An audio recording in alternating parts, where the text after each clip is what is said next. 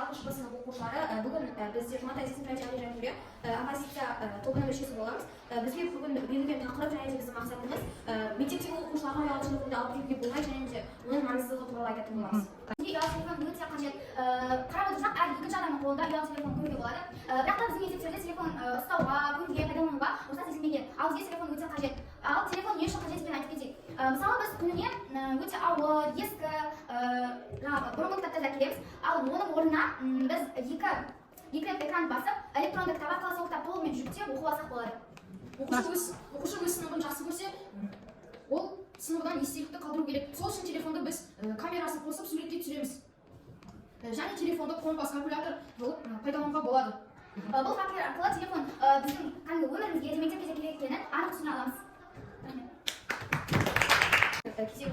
Қазіргі кезде ұялы телефонды мектепке алып келуге болмайды, себебі балалар кейбір кездерде сабаққа араласпай өз ойларын телефонға бұрады. Олар оның ішінде ойындар ойнайды, сабаққа назар аудармайды. Сол себепті біз ұялы телефонды мектепке алып келуге болмайды деген заңдылықты құрдық. Қазіргі кезде 18 жастағы балалардың көбісі, кемінде 74% интернетті мектепке алып келуге болмайды деген заңдылықты шығарған. Біз осы шартпен, яғни оппозиция мүшелері осымен келісеміз. Билік біздің қазіргі заманда билікті осы ұялы телефон құрап жатыр. Біз ол ұялы телефонды мектепке алып келуге болмайды, себебі мектепке алып келудің орнына оны үйде немесе бос уақытымызда қолдансақ болады. Енді мен өз сөзімді оппозиция мүшесі әріптесіме беремін.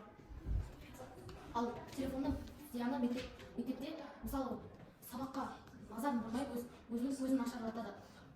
Көптеген оқушылар және де адамдар өз көздерін телефон арқылы тұтқан.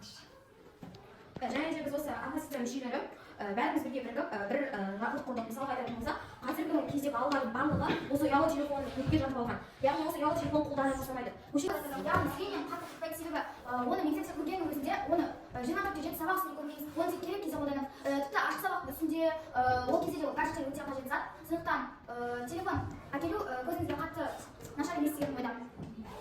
Тағы басқа не айта аламыз? Нұрасыл, не айта аламыз тағы да? Сұрақ.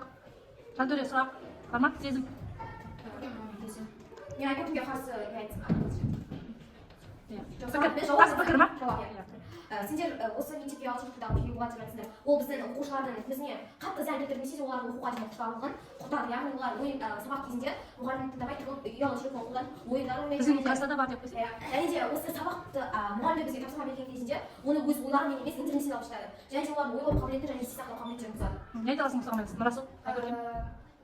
Ол ешқандай есте сақтау қабілетіне әсер етпейді. Өйткені менің ойымша, керісінше телефон сабақ туралы мысалы мұғалім креативті болса, оқушыға телефон арқылы сұрақ жасап бере алады, тест жасап бере алады. Оқушы соны өтіп сабақтан ләззат алады дегендей. Ал қазіргі көп жерлерде бұрынғы әдіс бойынша сабақ өтеді, яғни кітаптарын көшіру солай сияқты. Ал қазір заман дамыған, сондықтан телефонды қолдану орынды. Тағы